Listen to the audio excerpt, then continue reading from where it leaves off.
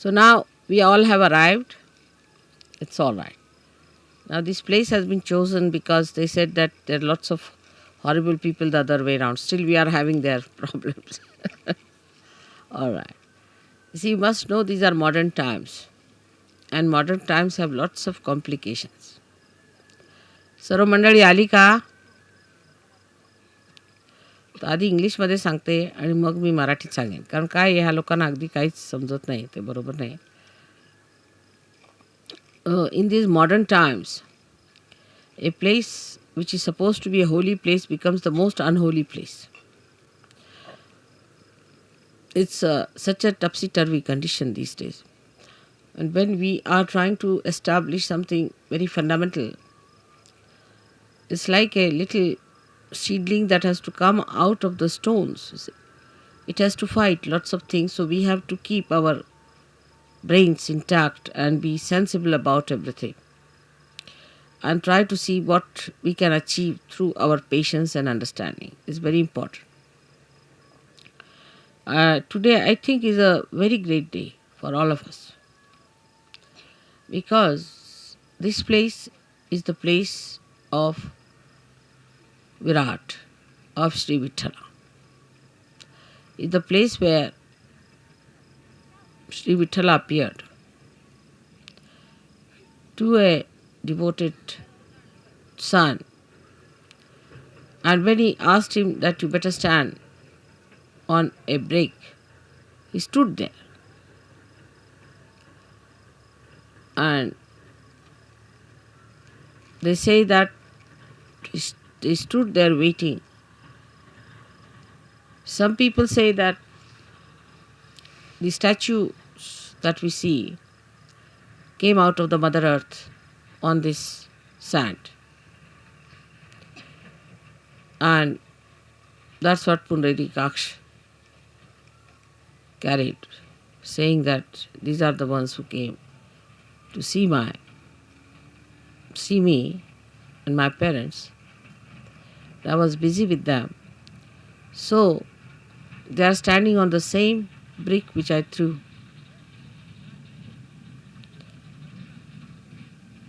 Now the whole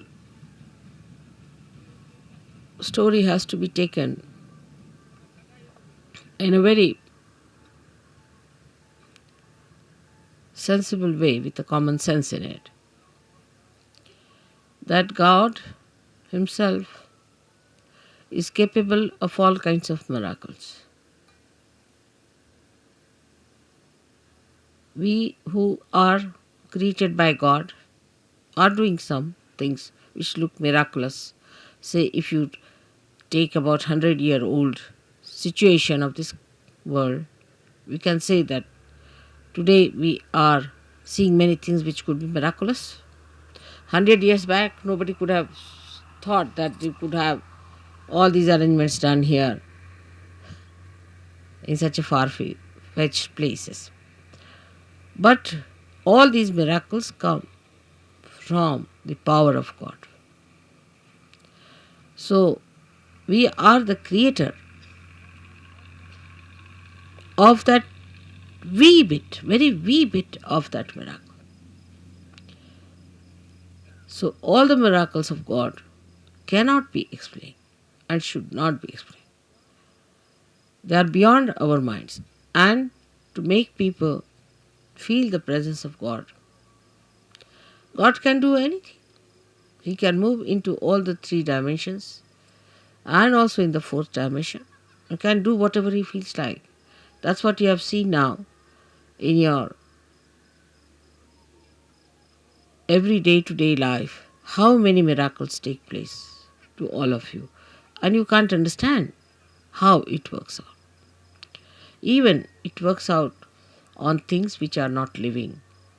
And people are quite amazed how these things happen. So we have to believe now, after seeing all this ourselves, that He is God. And He can do anything that He feels like. We are nothing. We are nothing. There should be no rationality about it, of understanding God's miracles. How can it be? How could it be? You can't explain. Only when you achieve that state of mind where you believe through your experiences that God is all powerful.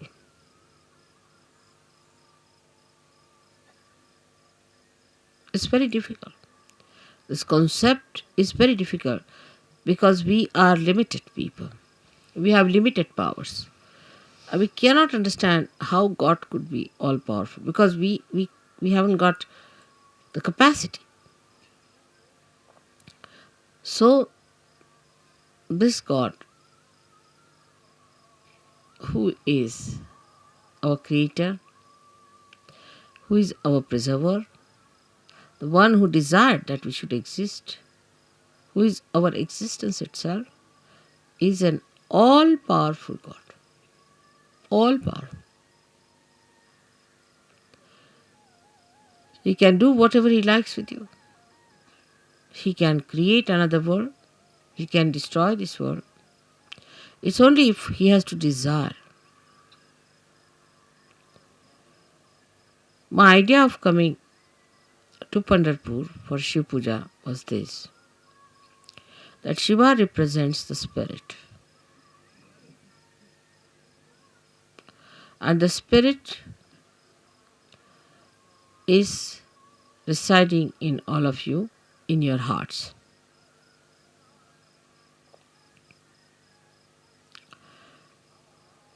The seat of Sadashiva is on top of your head, but is reflected in your heart. Now your brain is the vitara.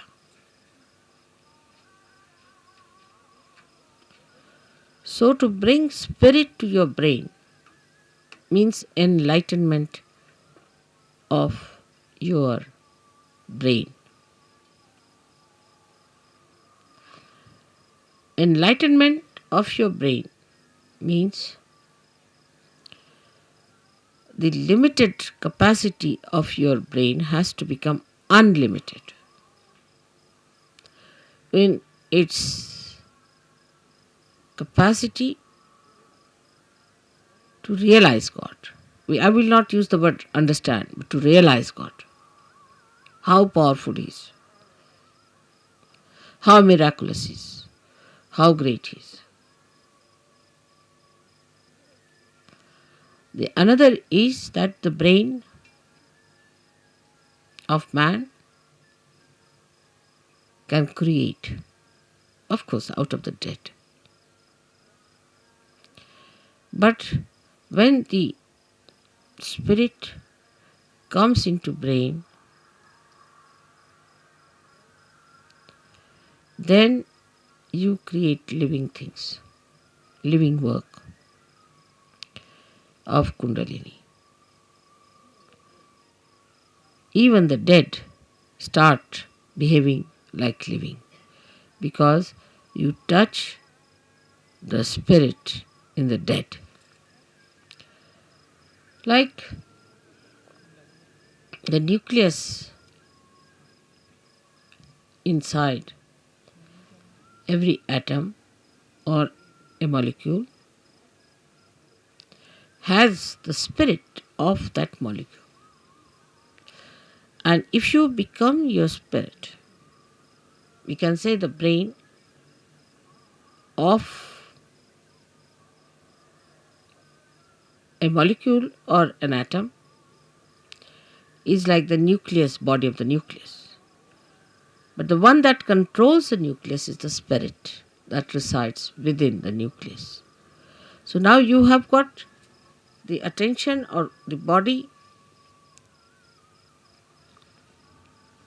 the whole body of the atom, then the nucleus, and inside the nucleus is the spirit. In the same way, we have this body, the attention of the body. And then the we have the nucleus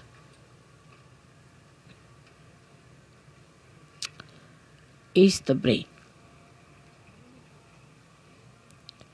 and the spirit is in the heart. So the brain is controlled through the spirit. How? That around the heart there are 7 auras,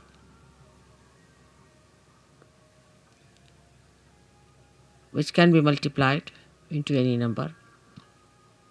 7 raised to power 1600, which are the ones which watch the 7 chakras raised to power 1600. 16,000, sorry. Now this spirit is watching through this aura. Watching, I am again saying watching. Through this aura, can you sit down?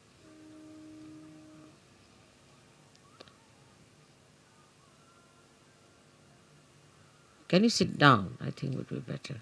There's no need to bother once you have put it up.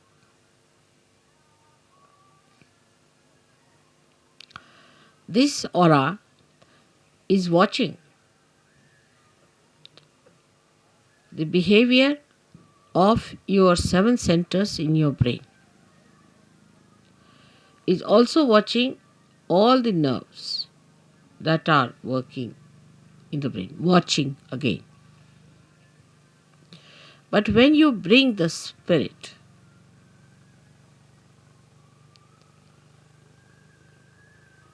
into your brain, then you go 2 steps ahead. Because when your Kundalini rises,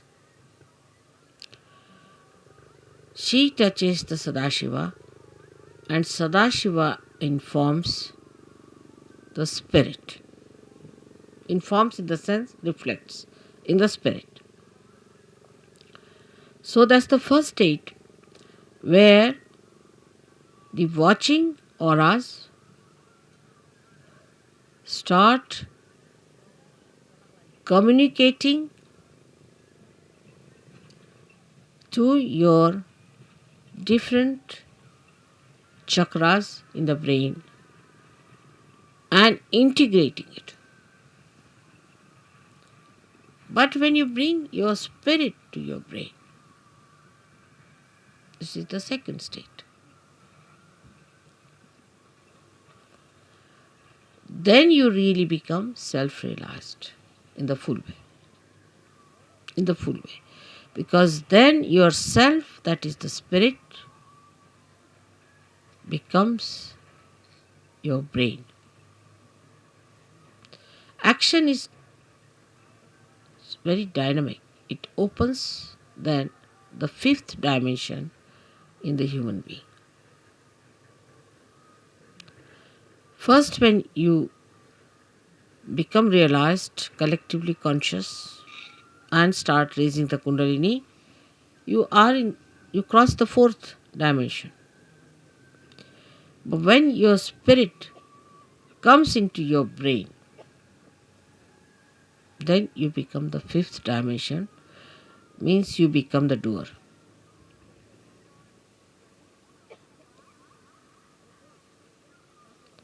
Our brain now, for example, says, all right, lift this thing up. So you touch it with your hand, you lift it up. You are the doer. But when the brain becomes the spirit is the doer. And when spirit is the doer, then you become a complete Shiva, self-realized. In that state,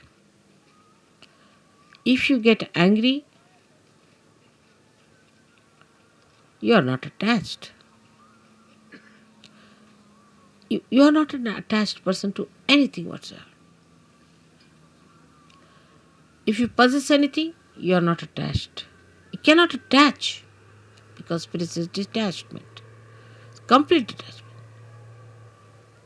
You don't bother about any attachments whatsoever. Even for a second, you are not attached.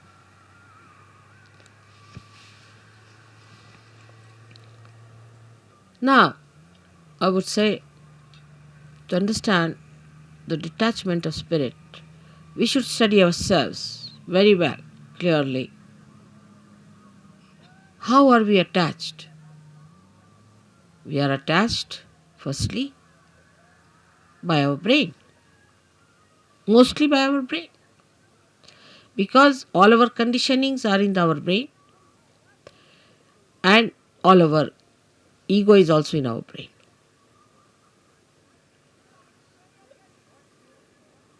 So, all emotional attachments are through our brain,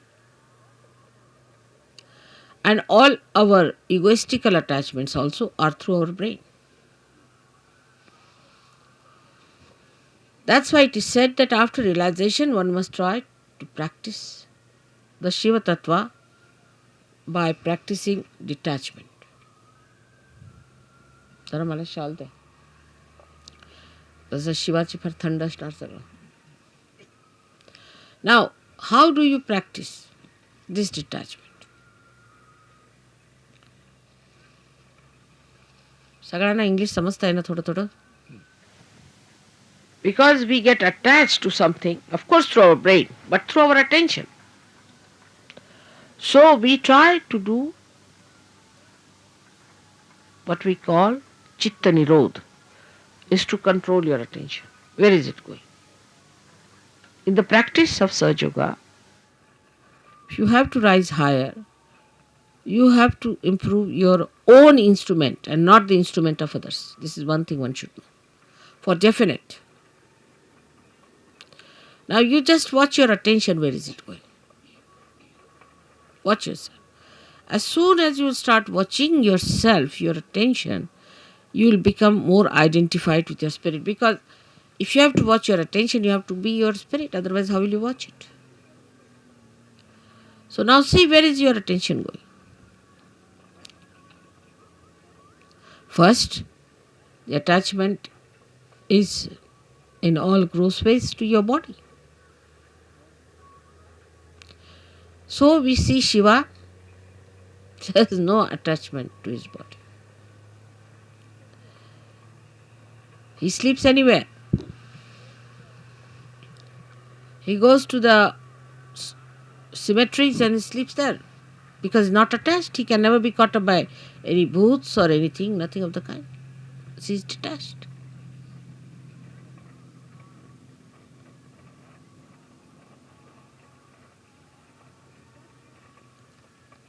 The detachment is to be watched and seen through your own attachments.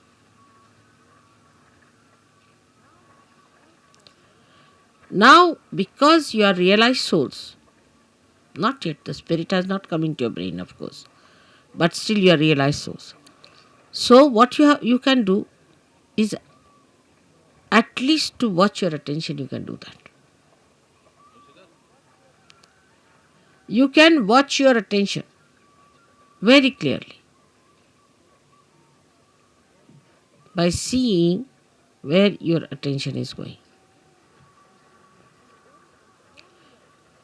And then controlling your attention also you can do. Very simple. To control your attention, you have to just remove your attention from this to that. Try to change your priorities. All this has to be done now, after realization, a complete detachment. So the body demands comfort. Try to make body uncomfortable a little bit. Try. What you think it to be comfortable, try to make it little uncomfortable. That's why people went to Himalayas. See, coming to this place itself has caused us a lot of problems. But going to Himalayas, you can imagine. So after realization, they used to take their body to Himalayas. All right, go through all this. Let's see how you act. So what you call the penance side starts now. In a way, it's a penance which you can do very easily because now you are realized souls. With enjoyment, little. Try to make this body. For Shiva, it doesn't matter whether he is in a cemetery or in his own Kailasha or anywhere.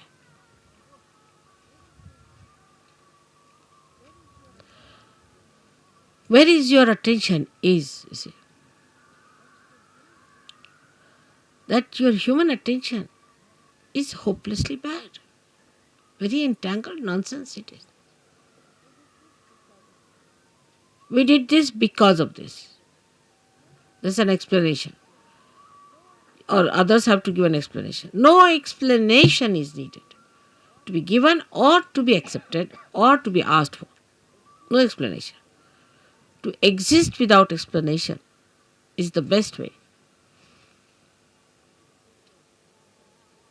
In a simple Hindi language, jaise rakhahu taise hi rahu. Whichever way you keep me, I'll remain in that state. And I'll enjoy. Further in this poem, Kabira says, if you make me go on an elephant, means the royal conveyance, I'll go. If you make me walk, I'll walk. Jaise rakhahu taise hi rahu. So no reaction on that point. No reaction. First no explanation, no reaction.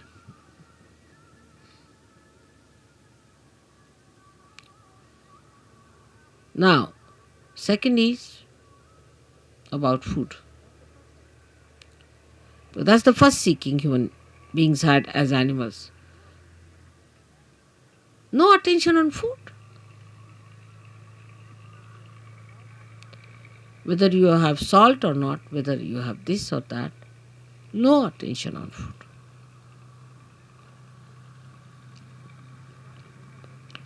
Actually, you should not remember what you ate this morning. But we think as to what we are going to eat tomorrow. We consume food not for running this body, but for sort of a more satisfaction of tongue pleasures. Once you start understanding that pleasure is a sign of gross attention, any kind of pleasure is a very gross sensationalization. Sensations. Very gross it is. But when I say no pleasures means doesn't mean that you should become serious people and people of sort of as if somebody is dead in your family. But you should be like Shiva. So detached. She came on a bull which was running very fast to get married. He was sitting on a bull with 2 feet like this, you see. And the bull is running fast and he's holding the bull. The feet like this.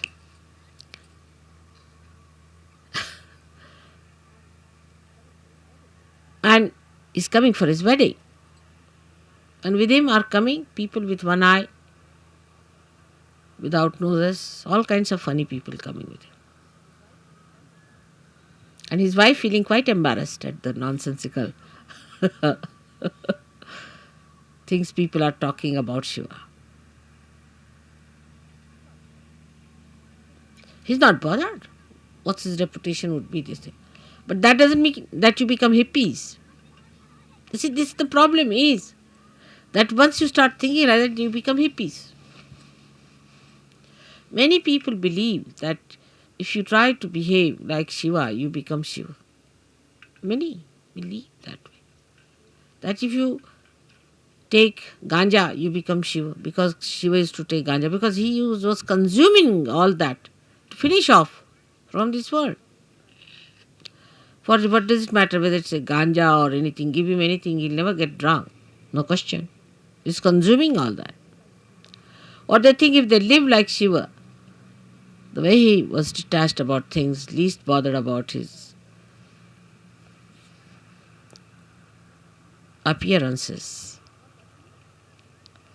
What appearance Shiva needs is that whatever he appears as is beauty. He doesn't need anything to be done.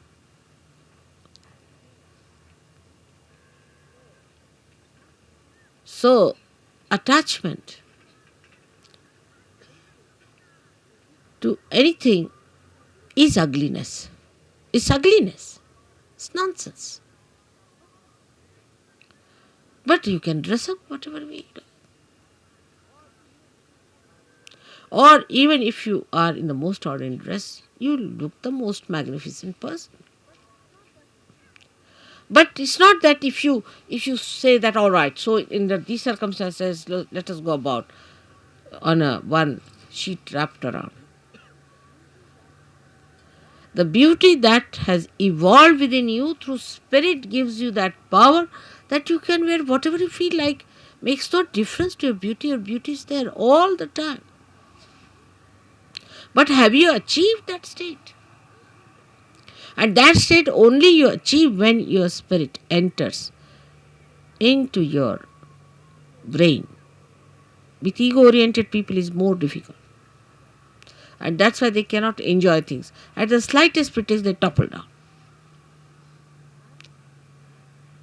And spirit, which is the source of joy, just doesn't come. Doesn't show. The joy is beauty. The joy itself is beauty. But that is a state one has to achieve. Attachments come by various methods. If you go a little ahead with it, then you have attachments of your family. What will happen to my child? What will happen to my husband? What will happen to my mother, to my wife? This, that nonsense. Who is your father and who is your mother?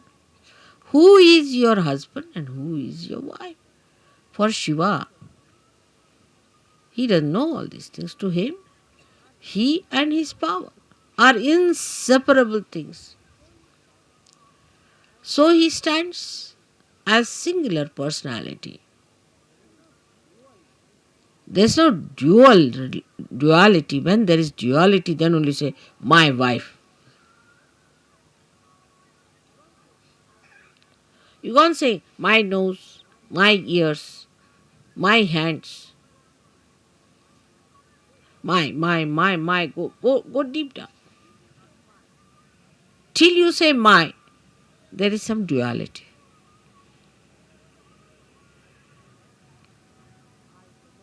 But when I say I, the nose, then there is no duality. Shiva the Shakti, Shakti the Shiva, there is no duality. But we live throughout on our duality, and because of that there is an attachment. If there is no duality, what is the attachment? If you are the light and you are the lamp, then where is the duality? If you are the moon and you are the moonlight, then where is the duality? If you are the sun and you are the sunlight, you are the word and you are the meaning, then where is the duality? But when there is this separation, there is duality. And because of this separation, you feel attached. Because if you are that, how will you be attached? Do you see that point? Because there is a difference and a distance between you and yours. That's why you get attached to it. But it's me. Who is the other?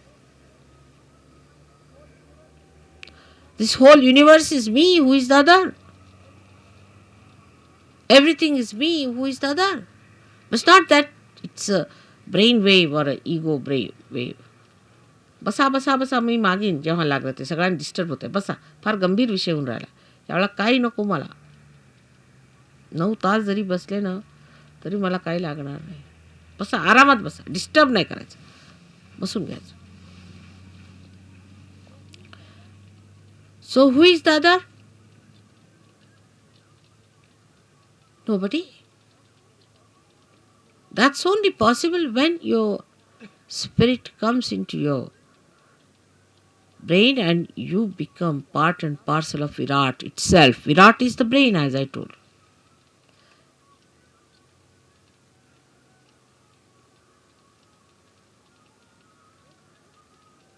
Then everything that you do, when you show your temper, when you show your affection, when you show your compassion, anything, is the spirit that is expressing. Because brain has lost its identity, the so-called limited brain. It has become the unlimited spirit. I do not know.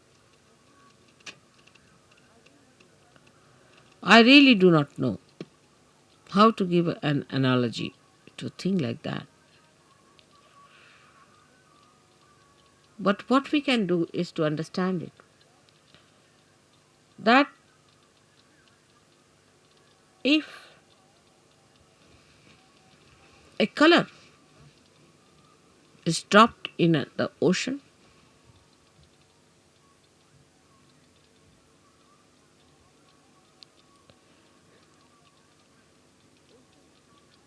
the ocean becomes colorful.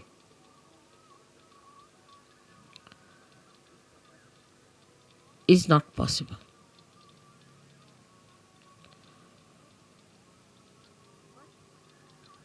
But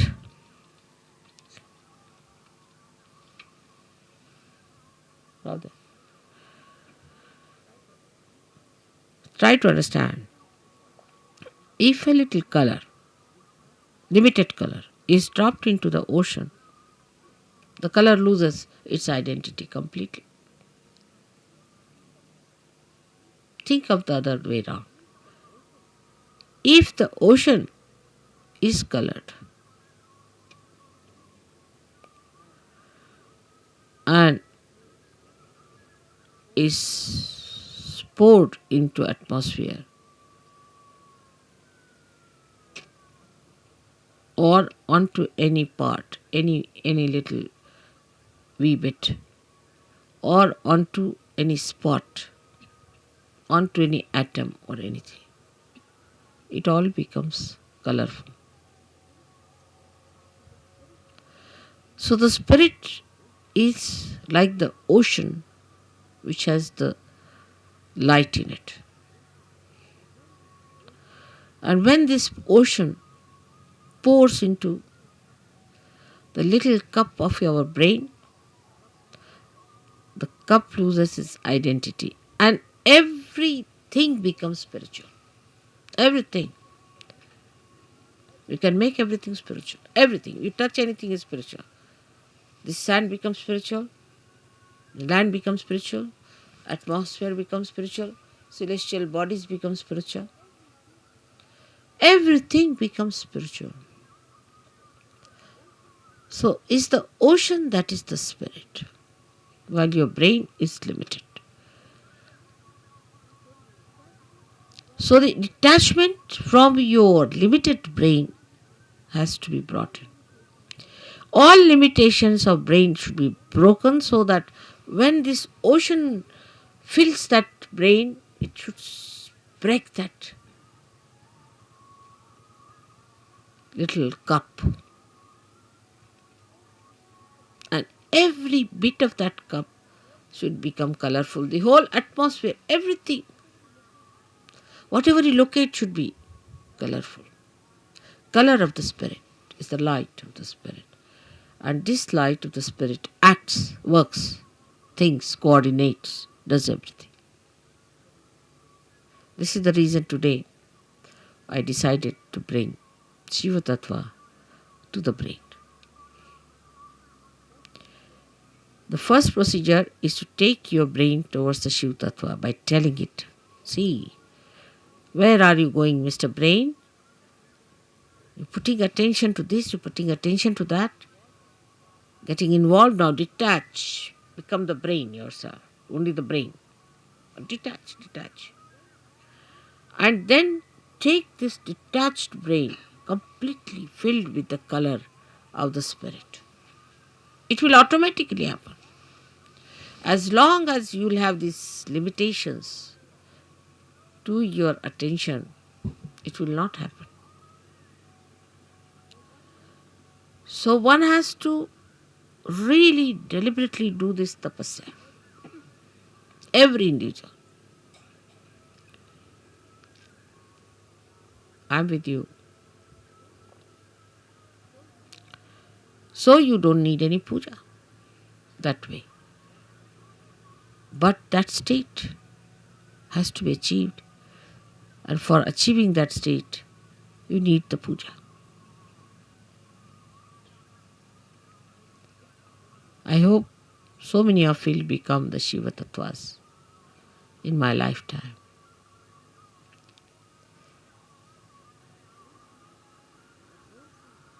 But don't think I'm asking you to suffer.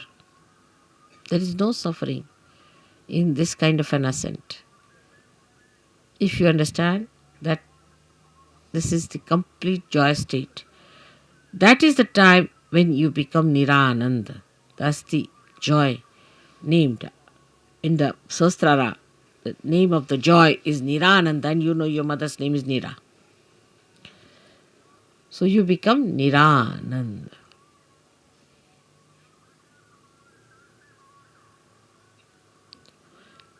So today's worship of Shiva has a special meaning.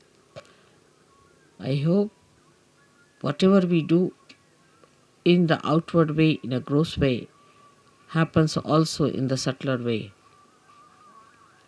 I am trying to push your spirits into your brains, but I find it rather sometimes difficult because your attention is still involved.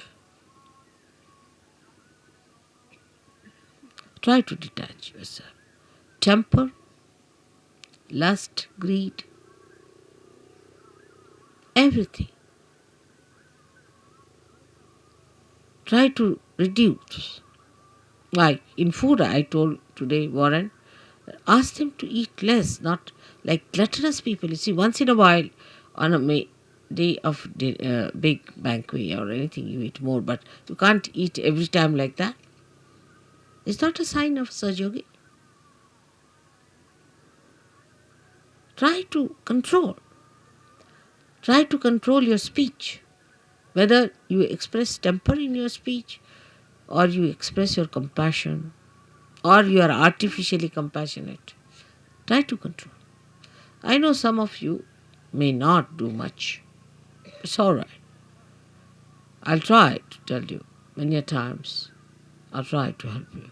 But most of you can do it. And you should try that. So on a deeper level from today, we start our Sahaja Yoga, where some of you may not attain, but most of you should try to go deeper. Everyone. For that you don't need persons who are very well educated or well placed. No, not at all. But people who meditate, dedicate, go deeper, because they are like the first roots which have to reach for others much deeper so that others can follow.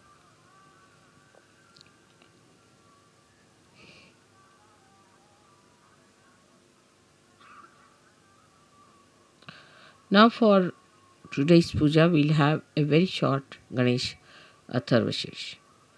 Just a not washing my feet or anything much on it, but is a saying of Atharva Shirsha. And you can put म्हणजे शिवपूजेला पाय वगैरे धुवायची काही गरज नाही, कारण ते शुद्धच आहे. Shiva is all the time clean, pure, immaculate. So what are you going to wash the immaculate? One may say that, Mother, when you wash your feet, we get your vibrations in the water, but so detached that there's no need to wash at a state where you get completely washed, completely cleaned out.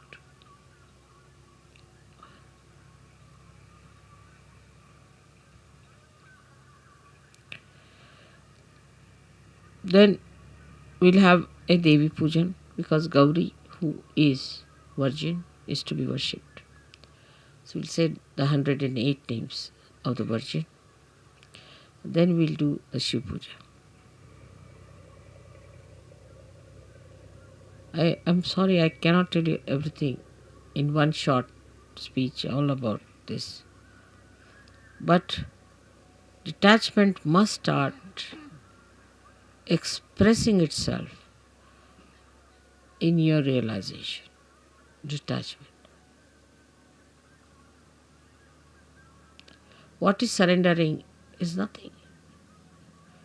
Because when you are detached, you are surrendered. Automatically. When you are holding on to other things, you are not surrendered. That's all. What is there to surrender me? I am such a detached person, I don't understand all that. What am I to get out of you? I am so detached. Nothing.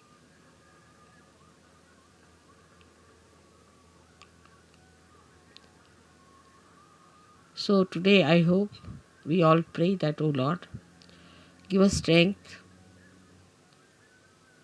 and that source of attraction by which we give up all other attractions of all the pleasures of joy, of ego, of everything that we think of. But we should fall into the pure joy form of the Shiva Tattva. Absolutely. I hope I have been able to explain to you why I am here today and why today is a very big day. You all who are here are especially very lucky people who should think that God has been kind to you, that He has chosen you today to be here to listen to this.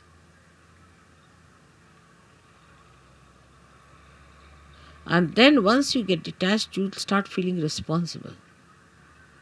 Abhiyukt, responsible. But the responsibility, not giving ego, but responsibility which is executing by itself, which is expressing by itself, manifesting by itself.